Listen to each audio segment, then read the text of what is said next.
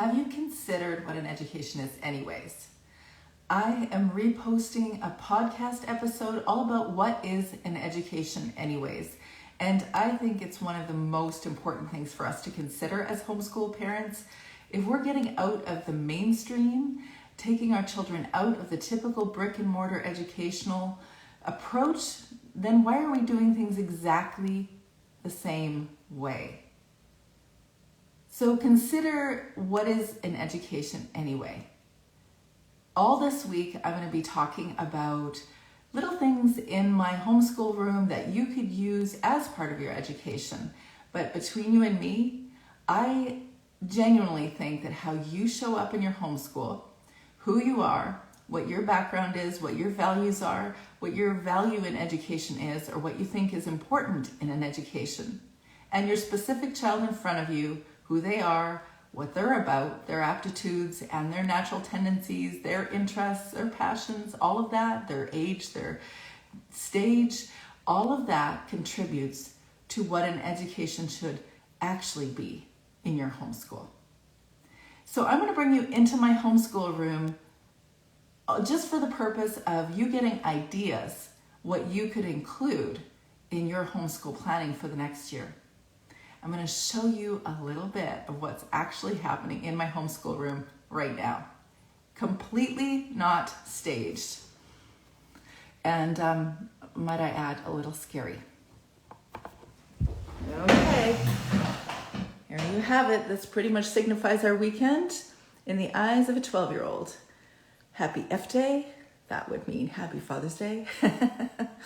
There's a sign, just graduated, that went on the back of my 18-year-old class of 2021 homeschool graduate, her car, which she thoroughly did not appreciate.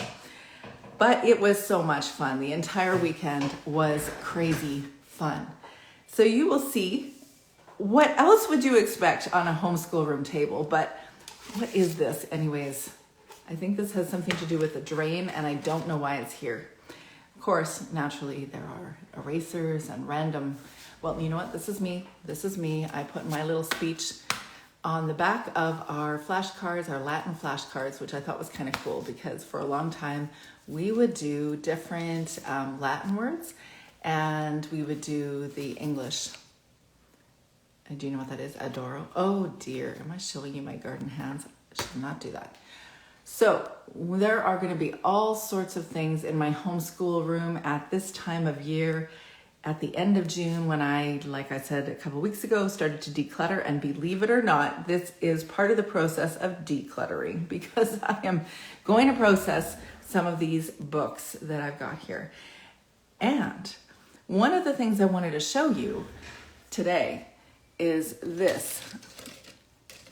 It is all about having a fun approach to teaching your children about books and understanding books that you're reading. Because I don't know about you, but I read a lot of books to my kids. I still read a lot of books to my kids in any opportunity I can get.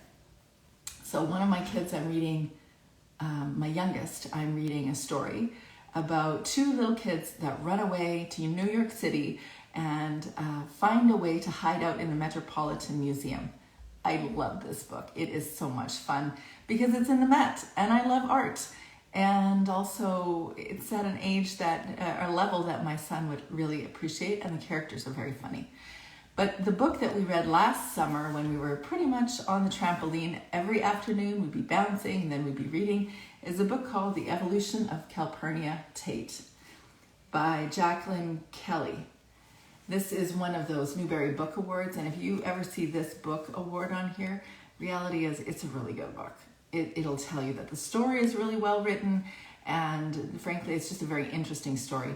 And this one most definitely is. But what I do with these, I probably got this from Pinterest, and it's one of the very few things that I've actually done in my homeschool from my Pinterest boards. But what I did was created these pretty little popsicle stick flowers, which I probably cut out from a cookie cutter, a nice little scrapbook paper, and then I wrote questions on each of these popsicle sticks that helps me to engage a discussion of a story, like say the evolution of Calpurnia Tate, a great story. And so it is random questions about the story for us to explore. Here is one. It was asking your child, what was your favorite part? Which is always a useful way to start a discussion about any book. Who was in the story? So we're going to talk about characters. What is the story about, of course? And the key is to get the child to actually engage you in conversation. So don't make it about a right or wrong thing that, no, I don't think you're right about that. I don't think that the story is what you think it is. Or, no, that's not the main character. The main character is somebody else. Just engage them so that they actually want to show up to the conversation and have fun doing it. What will happen next? When we start talking about the process that the author takes in writing the story and what the plot is, we really get to understand what does the main character want. And if you've ever learned in learning about writing fiction, the whole point of fiction, even if it is fiction based on something historical, fiction is always intended for you to understand what does the main character want. And then you don't want to go too far into that if you're engaging your child who is not a high school level child, but you can ask the question, how did the story end?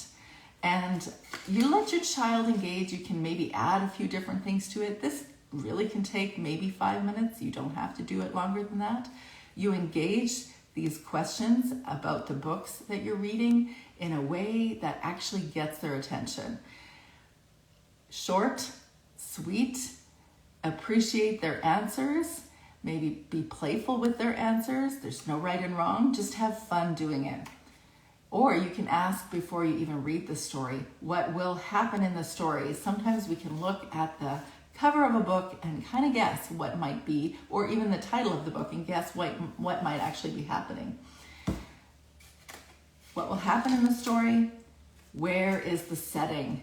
Now that is a really fun one, is to discover what is the setting based on maybe what they're gardening or what they're eating or different things that I really like actually exploring what the timeline is.